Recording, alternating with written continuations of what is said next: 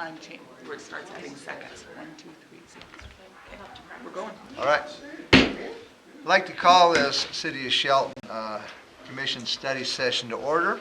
And we don't have a long agenda, but we have an important agenda today. So the first thing is we want to welcome Kristen Fabre. Almost. Well, I asked 6 people and we kind of came up with that. So Fabre, right? Okay. Okay.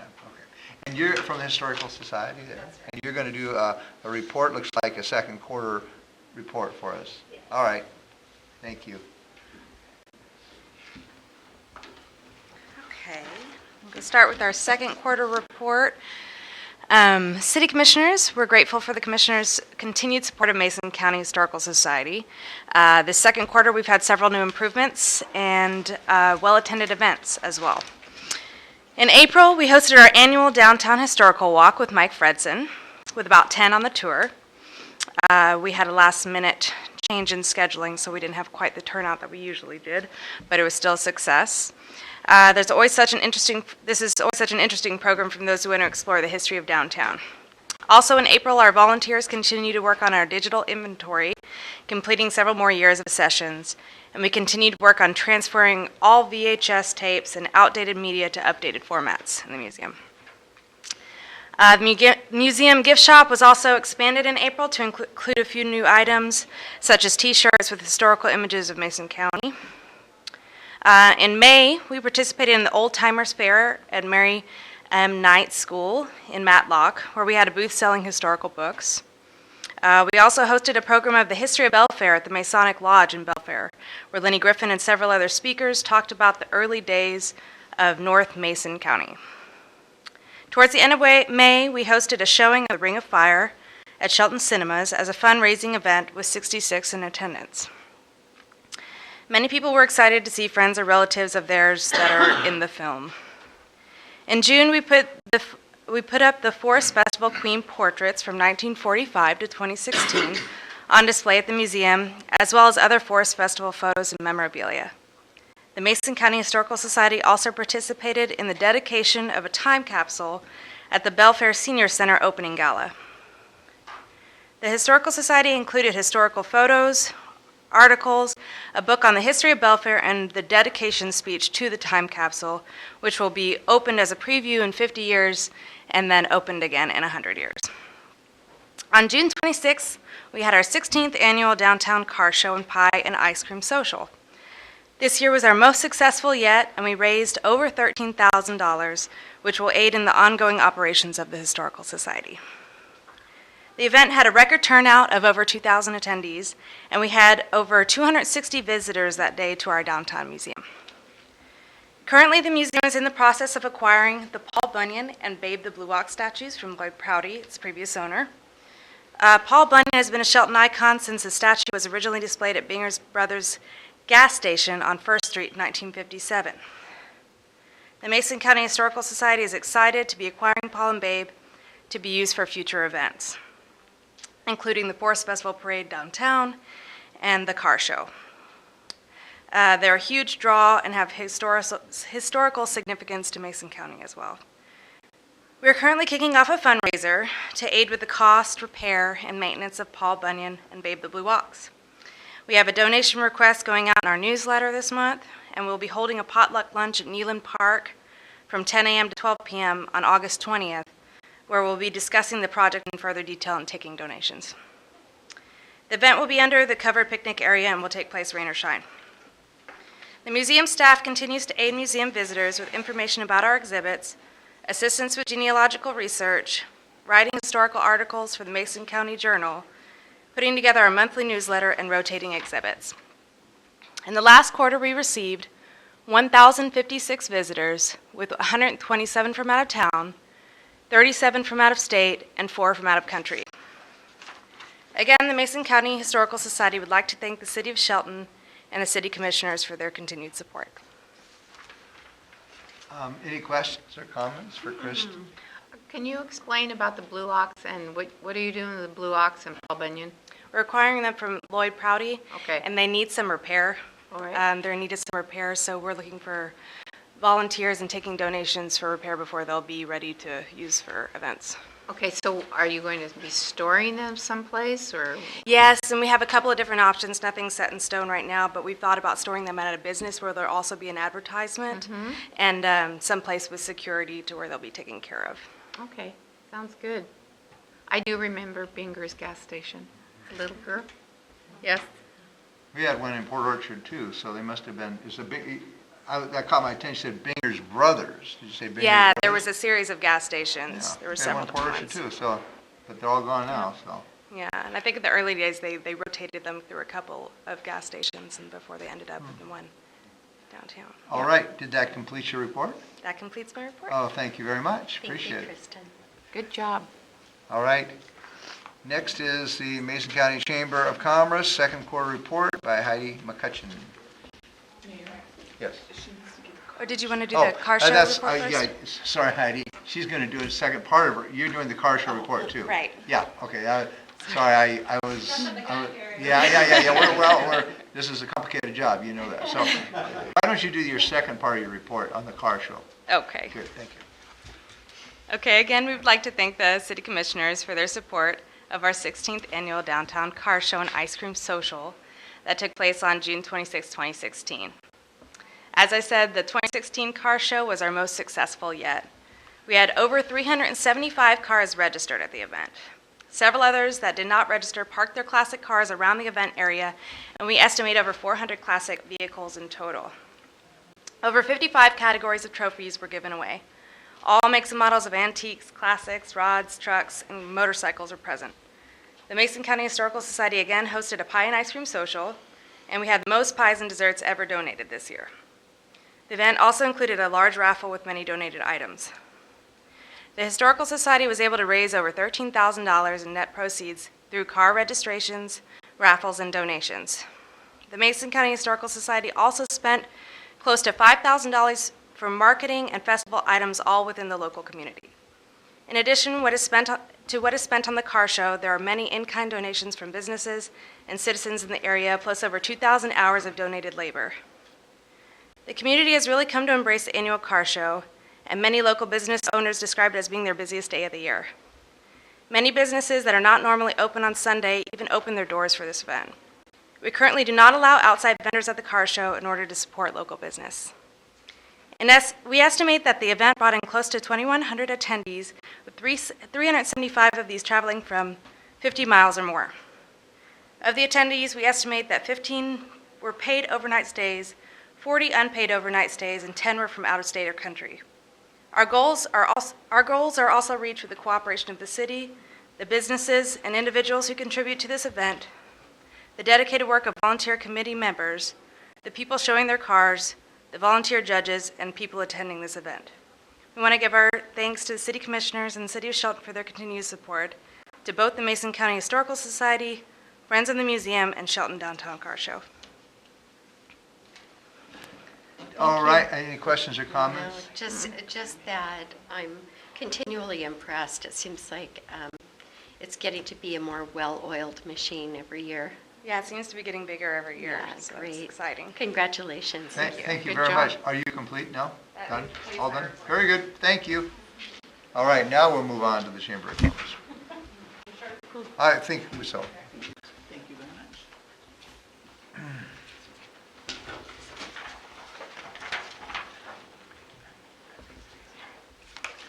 So Mayor Krantz, Commissioner McDowell, Commissioner Moore, on behalf of the Chamber Board of Trustees, I'd like to thank you for the opportunity again to promote tourism for City of Shelton in 2016.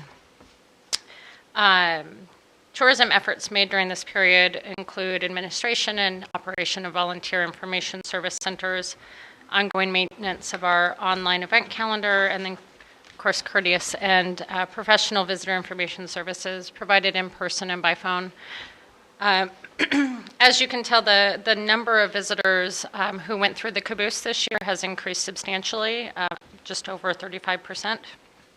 One of the things that we implemented second quarter is to have a video surveillance system in the caboose. So basically the caboose now is open from 8 to 5 Monday through Friday. Saturday, we do have volunteers. And some of those times, Monday through Friday, we have volunteers as well, but we have had such a decreasing volunteer base that it seemed that the caboose was more often closed than it was open.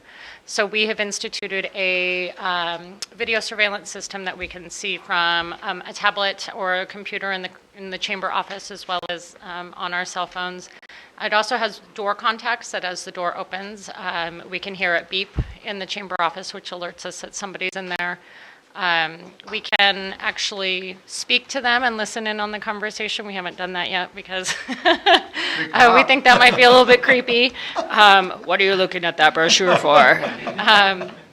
So what we have been able to do, though, is if somebody looks stumped or like they need more information, then I'll send one of my staff over there, to replace brochures or whatever and say, oh, can we help you with something? And kind of give some of that one-on-one customer service.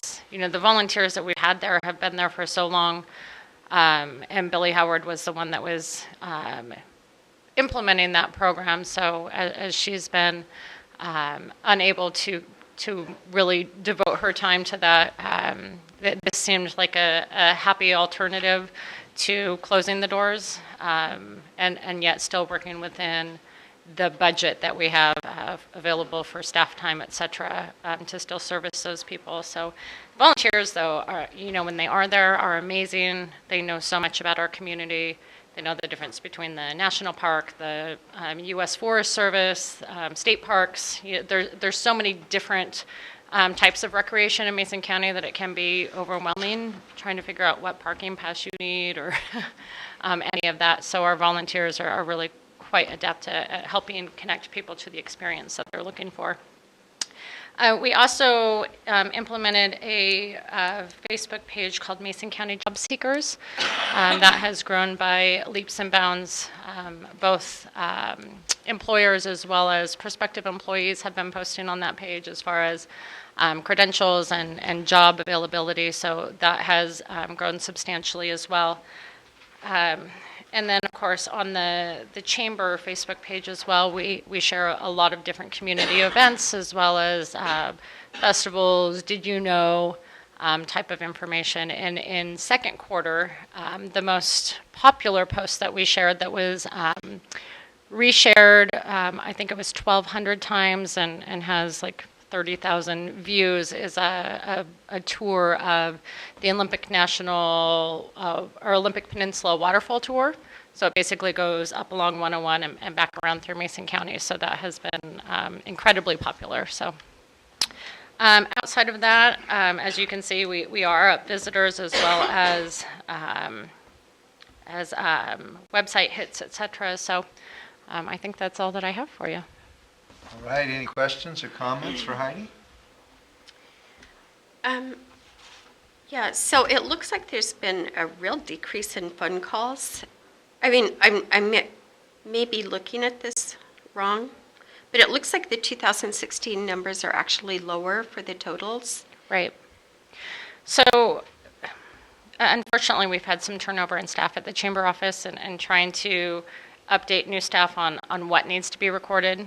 We had that conversation of you need to keep track of the visitors in the caboose, and you need to keep track of who's walking into the office, but apparently the phone calls portion was not tracked with that. So that has now been remedied, and my hope is that, well, I know that by the time you get the third quarter report that should be up to date. Okay. That unfortunately is just faulty record keeping, and it seemed better just to put down the number that we knew was true instead of trying to add to any of it. Okay, so you don't know if that number, if it indicates more people looking at the website? Well, the website is down below, and that shows the 10,000 page views. Oh, there we go. So that is separate than the actual phone calls. Okay, thank you. I would feel confident to say that our numbers are ahead of where we were last year. Olympic National Park itself just posted a record year for the number of visitors to the park alone. Mm-hmm. With the number of people that are coming to the Olympic Park as well as the forest, et cetera, In Hood Sport, we served 364 people in one day, which is an all-time high that we know of at the Hood Sport Visitor Center. So people are out and about. It's interesting, I think, that there's kind of a growing trend of get outside and to nurture your nature side, as well as it's become more popular to go to the Olympic Peninsula as well. So those numbers, I think, will continue to see increase. And when you look at the lodging tax revenue, it's obvious that we have more funds this year than we did last year. So I anticipate that trend will continue to increase. How many volunteers do you have staffing the Hood Sports office? Which one? At the Hood Sport office? Uh-huh. We currently have 21 volunteers and a husband-wife duo that basically coordinate the volunteers who will be there at what time, etc. So a large number of volunteers, and Hood Sport has such a large number of retirees and people that, I think it's a generational thing that the boomers were very much encouraged to give back to the community and to participate, whereas you look at the Gen Xers, which statistically are the least likely to volunteer for anything, and that's we were kind of brought up with stranger danger. Don't get in the car unless they know the secret word and everything. Whereas millennials we're seeing an increased number of millennials that will volunteer for things if they can align themselves with it and find the purpose and the reason behind it. So I anticipate moving forward that we'll, as the millennials age and become more active in their communities, that we'll continue to see, we'll see some of that volunteer force replaced as the Gen Xers haven't really stepped up after the boomers have come through. So it should be interesting to see how that plays out. Yeah, I was just feeling sorry for if there was only one person the day that there were over 300 visitors. I was thinking it would be somewhat overwhelming. Well, there was 2, so it was still quite busy, and that was just the people that they were actually able to count as they were coming through. And I can imagine with that many people in the building, as well as the phone ringing, as well as, can you print this out for me, or where do I? It's a lot. It is a lot. I do have a suggestion for the caboose, the volunteers on the caboose down there, because I stare right at it every day, and I'm sure that Steve and Forrest together could contribute 20 hours each, at least a week. That's a 40-hour week. It's not a full job for them, but I'm sure they could add it into their schedules. They look like they're friendly people, and they're fairly knowledgeable about So is the waiter willing to do a match to that time served? Yeah, the match thing. Yeah.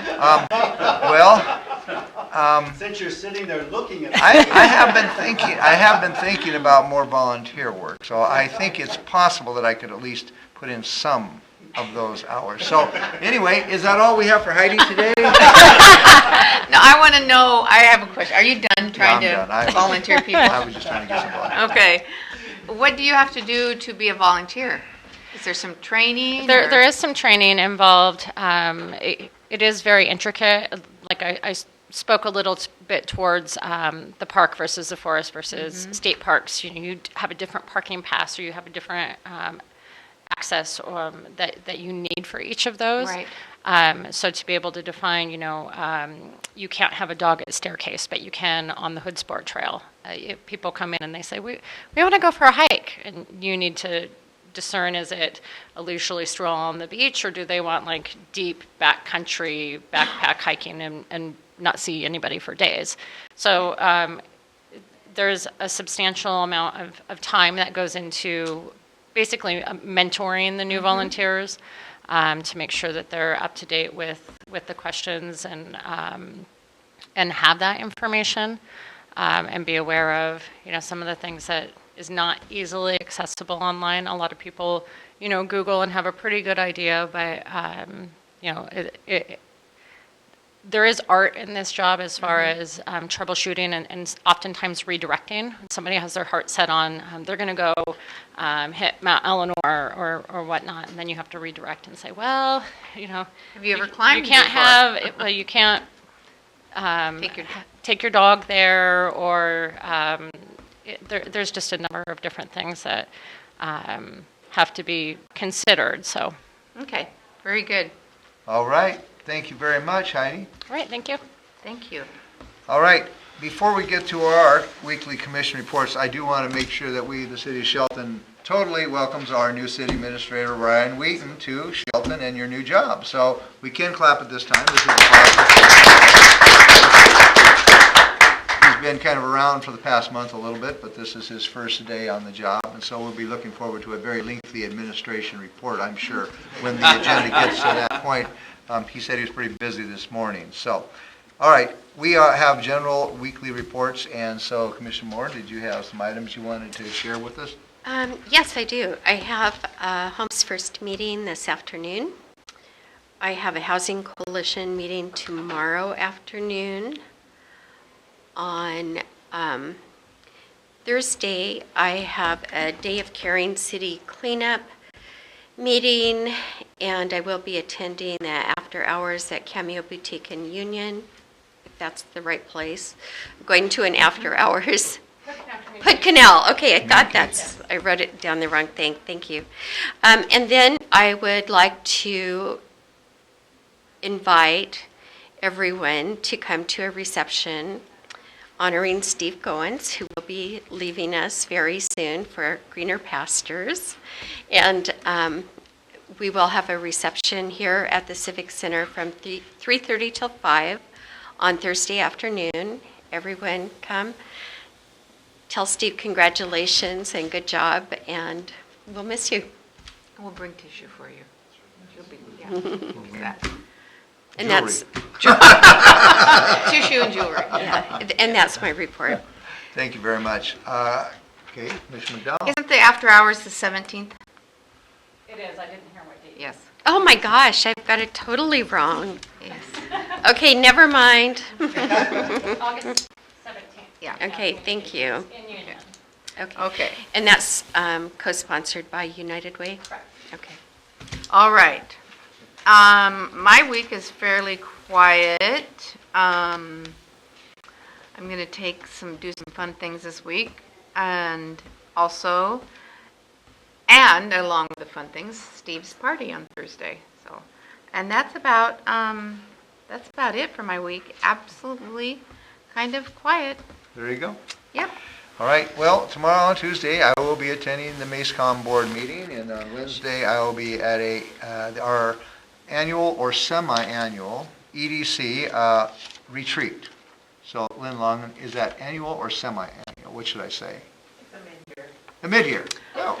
So, we might have 3 or 4 of them, I don't know. This is one of them, though, and that's out at the Elderbrook Golf Course there. And then, I'm glad that you're here, Lynn, because I don't know if Thursday we're still having our EDC. We're not. So, I'm not going to do that on Thursday. I'll be attending Steve's going away party.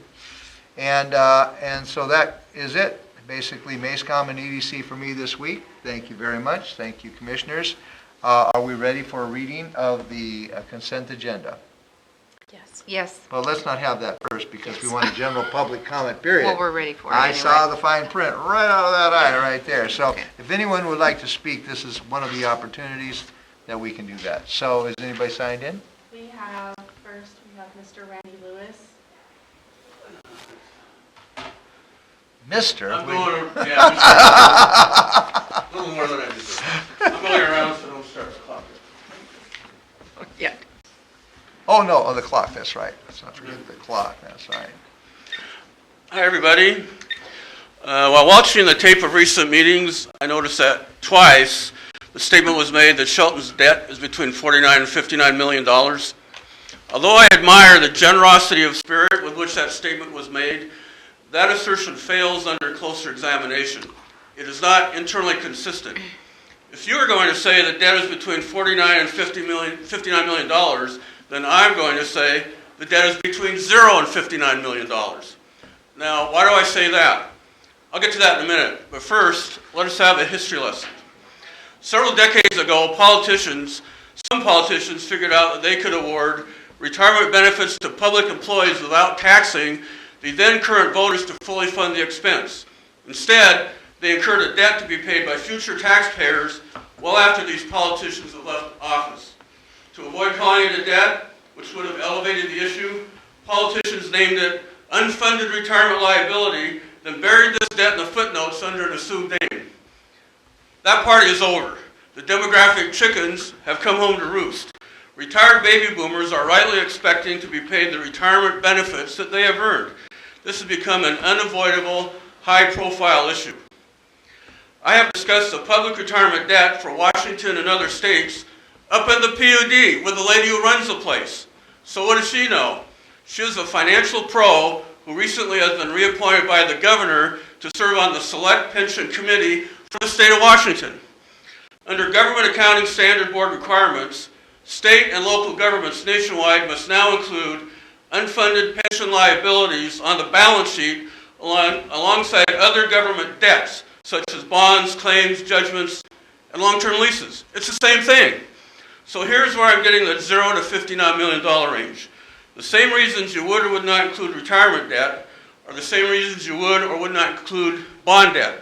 To put it simply, an unfunded retirement benefit paid in 10 years is just as real, just as much a debt as a bond payment to be paid in 10 years. Therefore, if you're going to throw out retirement debt, you also have to throw out bond debt. Under this scenario, we could say there is no bond debt. Let's call it unfunded bond liability. Problem solved. Shelton has no debt. It only has unfunded liabilities. Of course, that's ridiculous. It's just as ridiculous to say that there is no retirement debt. The fact is, Shelton's true debt is several $million north of $50 million. Those several $million is a debt that you have to manage. To pretend that it is not is a disservice to the citizens and ratepayers of Shelton. Thank you. Thank you, Randy. Wow, that was quite a presentation. Thank you. I like it. Okay, so anybody else like to speak today? We have Miss Marilyn Vogler. Okay.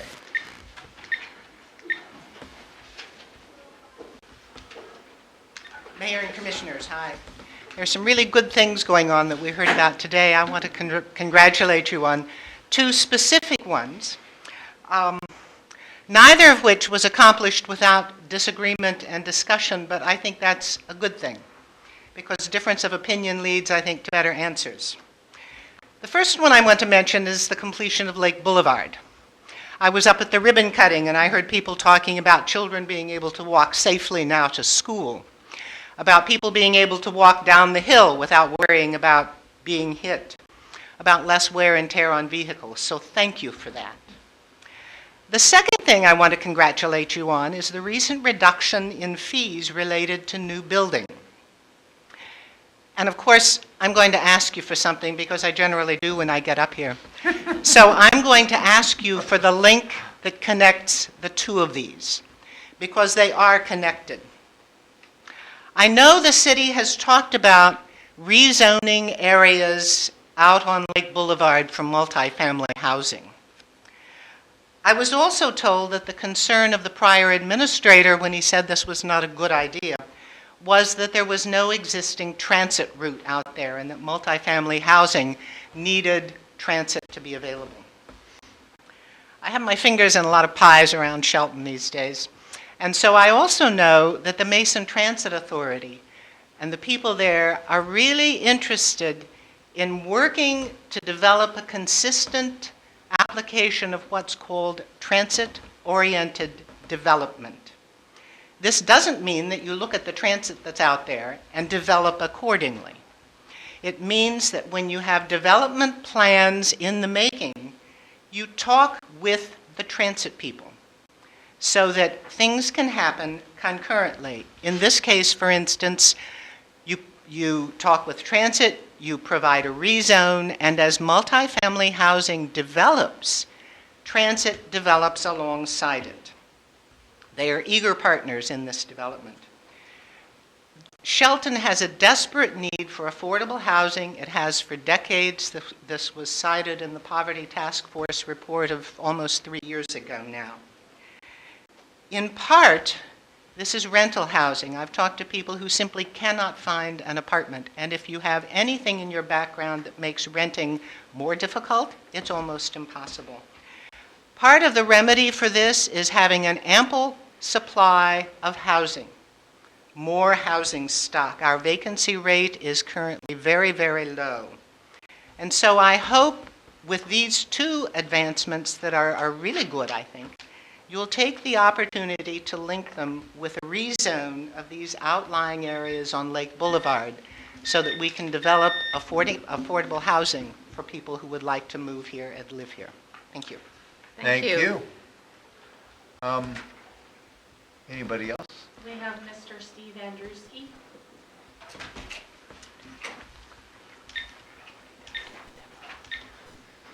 First of all, I'd like to thank you, City of Shelton Commissioners, for having me up here.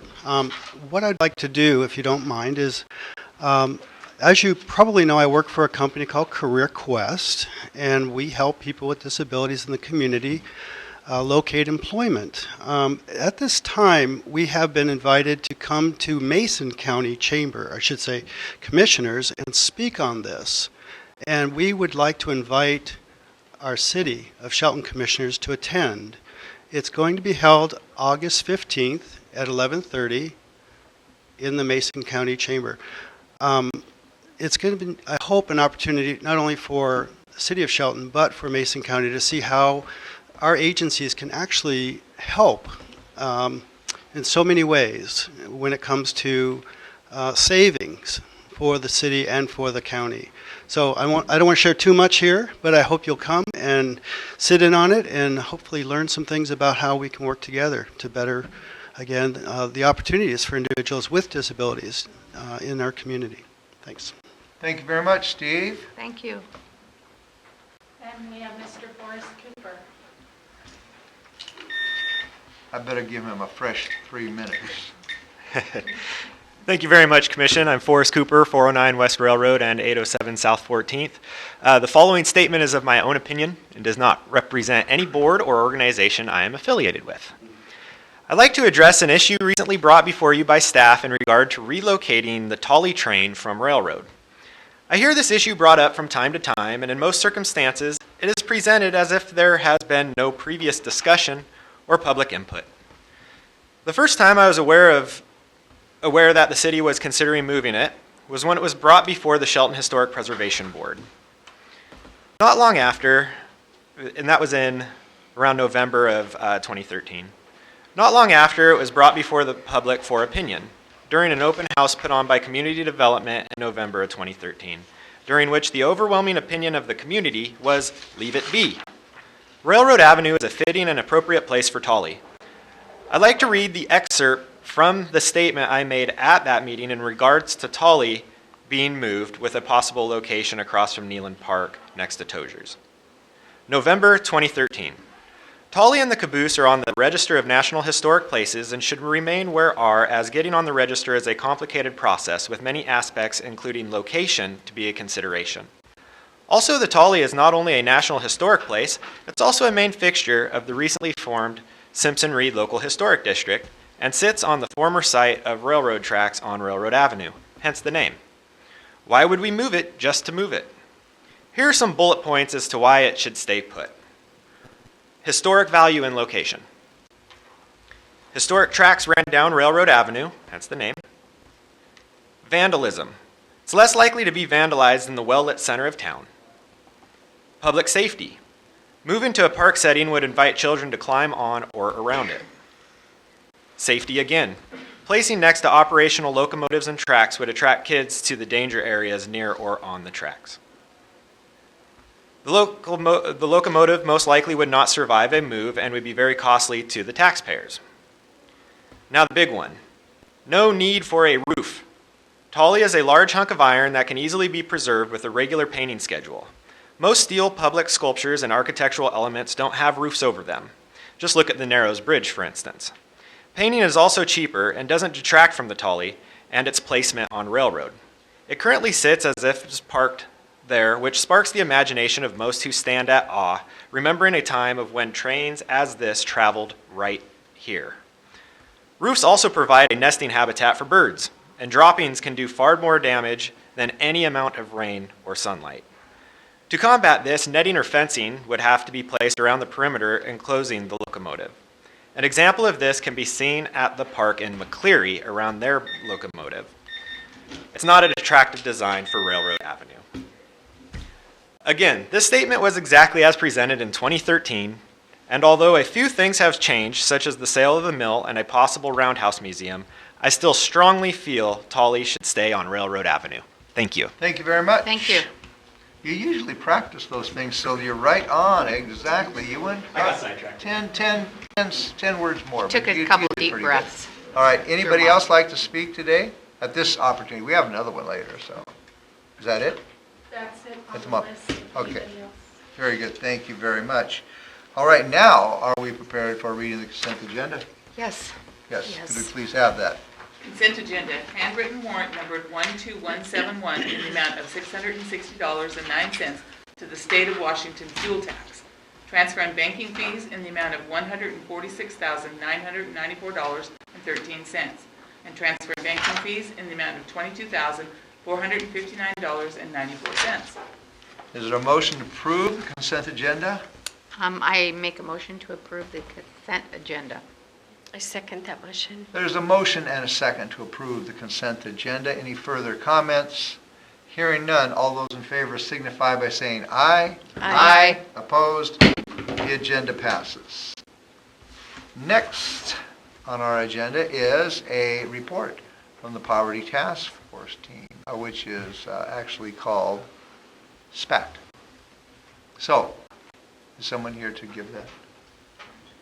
Mayor, I was going to provide a administrative update on activities with the committee. Okay. Just in general terms, there was probably three major items that were their focus for most of this year, particularly for the last quarter. They gathered a lot of information about the mental health and substance abuse topic. As you probably are aware, the Healthy Washington Initiative 2014 set in motion a number of things, including available funding to assist in this endeavor. The Thurston Mason Behavioral Health Assistance is a shared government entity that I think it's fair to say had some concurrence that the services that were being provided historically were predominantly in Thurston County, not so much in Mason County. The government has changed, and we believe moving forward there'll be a much more equitable representation of those services being provided in Mason County. They have a $54 million budget, so it's a fair amount of funding that could be directed our way. There's been other sort of ancillary topics that are part of that larger discussion. The police, the hospital, and others met to discuss different ways to move from our current structure where folks that are maybe experiencing a problem out in the street are sent to the ER or temporarily jailed just to be released, and what we can do about that. There's been discussions about providing a detox facility, getting people some of the help they need, directing them to case management and other forms of remedying the situations they're in. The Behavioral Board is currently looking for advisory board members, and I believe there's been some interest within the community to sit on that board. So those are some of the elements that are just ongoing with that topic. They've been looking for different ways to advise or be part of that, and there's a lot of moving parts right now, and there's a lot of things in flux. They're getting pretty well informed on what's happening and how that's affecting us locally and how we can benefit and provide better services. The second item is providing some tiny or micro housing. They've been targeting different sites in town. At first, looking primarily at properties that are owned by the county or the city, or perhaps properties that are vacant or underutilized. That is, I think, morphed a little more now into properties that may be available for donation or church properties that could facilitate something like a tent city, but maybe with permanent structures. We certainly have some of the permitting and regulatory pieces of that in place that would facilitate that outcome. They've identified lots of volunteers that would want to be part of that, and that would not just be volunteering time, but materials. The schools are interested in using that as a way to educate children on training, as well as providing some of the labor. The modeling of this has been another item that's sort of in flux, and there hasn't been a clear determination of how best to move that forward, whether that's a for-profit or non-profit endeavor, how it's managed, who's managing it. But there seems to be a lot of desire to have sort of the Homes First model as how that's structured. You're aligning people with affordable housing, as well as getting them the case management to help them kind of move into a different chapter in their life. Certainly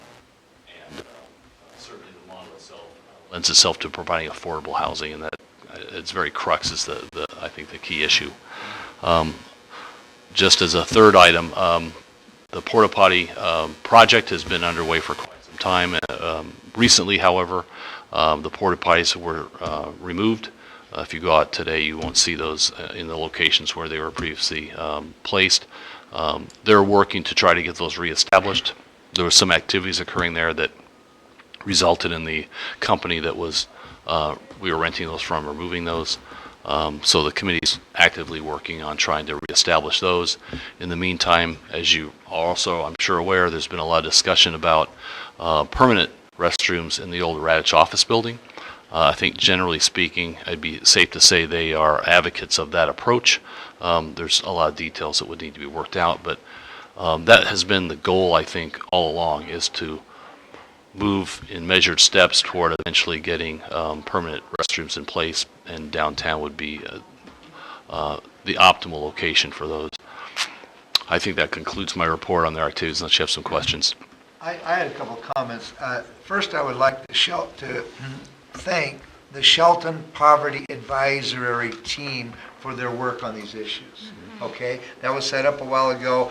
As we do all these things, volunteer work in all these areas is really beneficial. They do a lot of the footwork on these things that we might not have the time or the money to do. So first, I would really like to thank them for the work that they've done.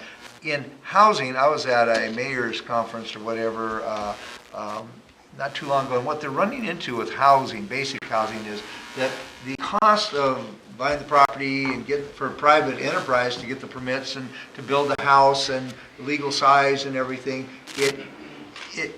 the rents aren't there to even kind of do that unless you're in quite a multi-family situation, and so there's a real need for the $300, $400, $500 a month rent in Shelton, and for private industry, it's not going to happen very easy. So there's got to be some partnership. There's got to be something that we do that maybe it's a private city partnership on that. But I think we need to address it because the rents are high and the vacancies are zero.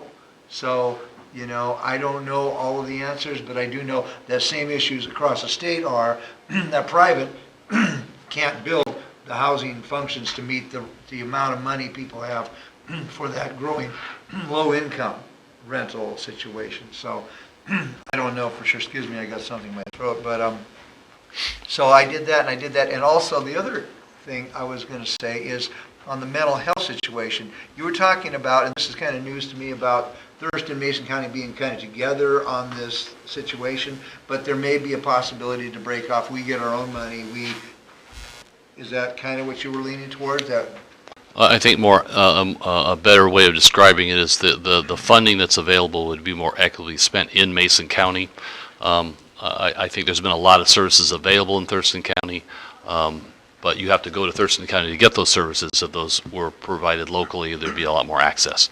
Well, I think, for example, if the city commission possibly could write a letter that in support of something like that with the Shelton Poverty Advisory Team in something where we could get more fund towards those kinds of things, I, for one, would probably be open to do something like that. That may help. Sometimes a letter helps. So I think it's working together. And so those are the two ideas that kind of popped into my head on this. And again, there is a growing need for low-income housing and rents but from the private sector, it costs so much to build these things that it's not, usually it's a government or private government partnership in that. And so I would say we need to get ahead of that a little bit sooner than later. So that was just my comments on that. I would just echo what the mayor just said as far as the importance of it. And also I would like to remind everyone of the progress that we have made with our recent partnership with Homes First and getting some veterans both subsidized housing, permanent housing, as well as a shelter underway. So it's just a beginning, but there are a lot of individuals and agencies in Mason County that are committed to that. So thank you very much for the report, Steve. Sure. Thank you. Thank you very much. Okay. All right, well, it looks like, I'm trying to see all the fine print here on this. It looks like you have a part two to your platform today. That's correct. Okay. Yeah. I was also wanted to provide you an update on our abatement program and our abatement strategy, and it's been a while since I've provided an update on this. And last time we spoke, I had a list of items that I sort of provided as a forecasting what we need to be working on, and wanted to bring some report back on those. We created the second top 10 list. You may recall that we were getting near the end of the first top 10 list, so we created the second one. We thought it was a great idea. We thought we should have two. And we've been working on some of those sites, as well as trying to finalize the abatement of the original top 10 list. 9 of the top 10, the original top 10 sites have been abated in some fashion. Success. Our goal in last time we spoke was to try to make some sort of contact with property owners as a way to encourage the property owners to abate this second top 10 as just an initial step. That was fairly successful. We didn't get 5, but we got 4 sites abated just through making contact and urging some action from the property owner. So without a lot of effort, we have made some headway on that second list. Our second bullet was the ongoing task of responding to new complaints. That has been somewhat of a struggle because there's been a lot of them. 2 sites that come to mind are at 405 E Street and 333 Cookson. There's been a lot of staff activity related to dealing with some pretty problematic sites there. We are making headway, and we will continue to work to get those through completion.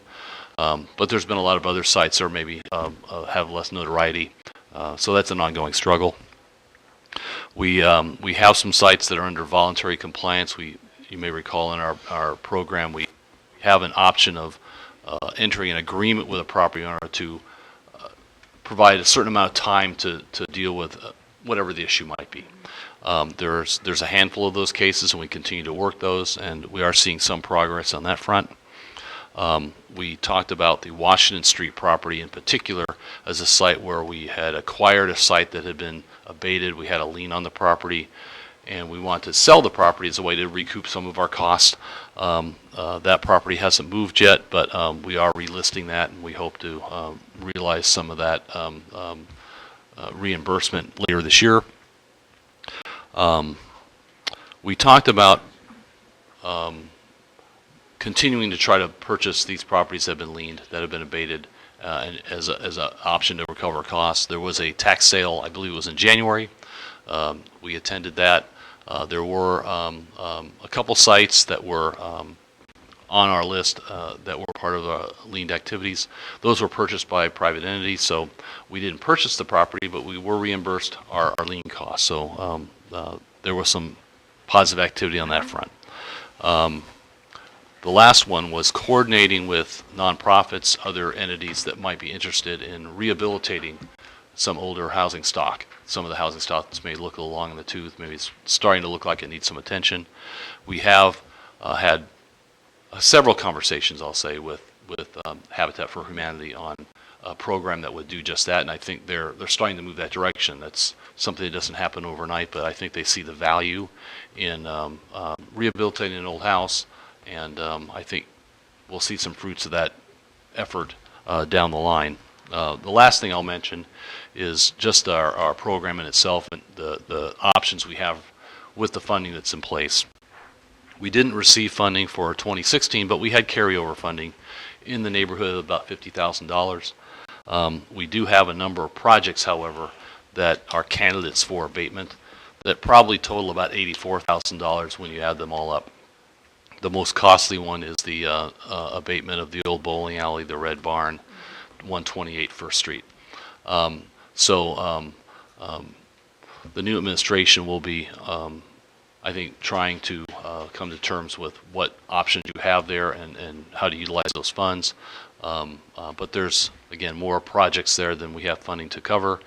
And the good news is that there are opportunities to continue to get some of that revenue back as these liens come forward and we get reimbursed. So good work's happening. It's progress. Thank you very much. Any questions for Steve? Now, you said you had the first top 10, you got 9 out of 10 of those done. What'd you do with the one that was left? Did you add it to the second list? That's the Red Barn. That's the Red Barn, okay. No bowling alley. Red. Poor Red Barn. Okay, very good. Thanks, Steve. Thanks, Steve. You're welcome. Thank you. All right, at this time, I want to turn our meeting over to our new city administrator, Ryan Wheaton, for any further reports. Just a couple things, Mr. Mayor. Commissioners, first, thanks for the welcome. It's been a very nice first day. I think judging by the turnout today, this is a very exciting time to come on board with the city. I look forward to moving forward. We are going to touch base with Prothman this week regarding the search for finance director. We're set up to meet with them on the 15th, but I'll touch base this week to see where they are, and then the goal is to have interviews either by the end of this month or potentially the beginning of September. In addition to that, I'll be working with Wendy Thompson to look at the recruitment for other positions, and I will have an update most likely in the next week for you guys about that. Thank you very much. There's another opportunity if anybody has something they want to say. This is general public comment. Just sign in right there. If not, we will move forward. So, you want to speak again? Yeah. Okay. Different topic? Yes. Okay. Thank you. Everyone's totally bored with the first time. Okay, yeah.